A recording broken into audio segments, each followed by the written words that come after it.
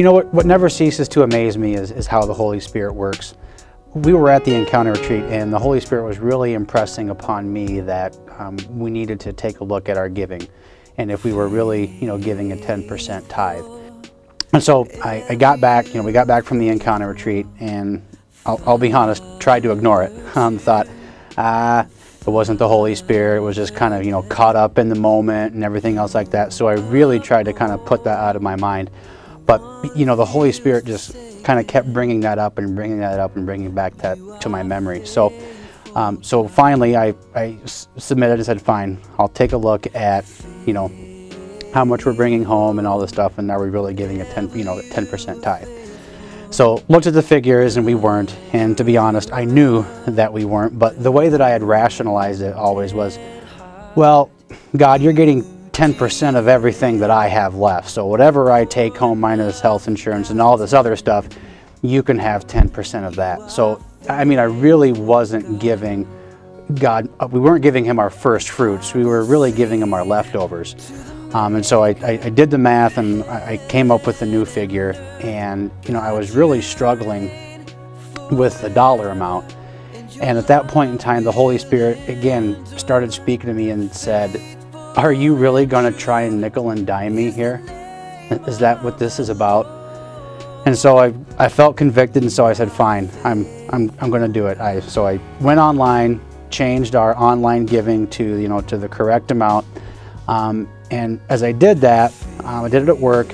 I came home, that evening, and I was getting ready to go out to, do run. I went out and ran. And before I ran, though, I said a prayer, and I began praying very specifically. I said, Lord, as it says in Malachi 3, I'm going to test you in this. And your word says to test you in this and to see if you will not open the floodgates of heaven. And my prayer was very specific. And I no sooner said that prayer than again the Holy Spirit began speaking to me. And what the Holy Spirit told me was that the size of your blessing directly correlates to the size of your faith.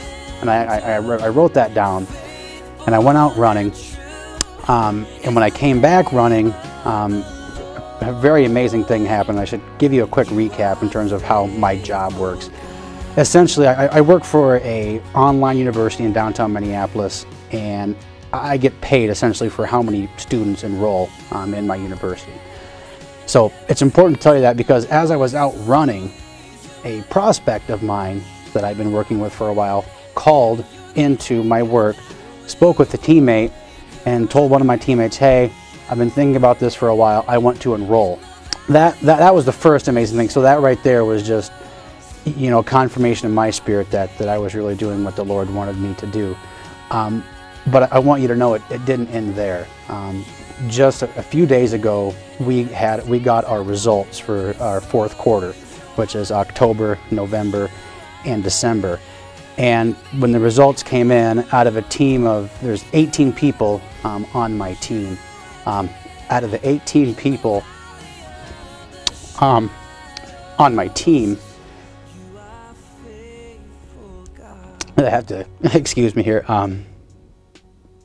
I ranked #1 on the team of 18. And I guess the reason I get so emotional about telling this is, I guess because of the reluctance that I had in testing God.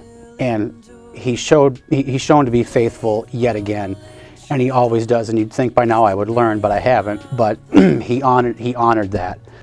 I just want to let everybody know that the philosophy and principle of sowing and reaping is real, and it does work. So I hope this was encouraging to you today.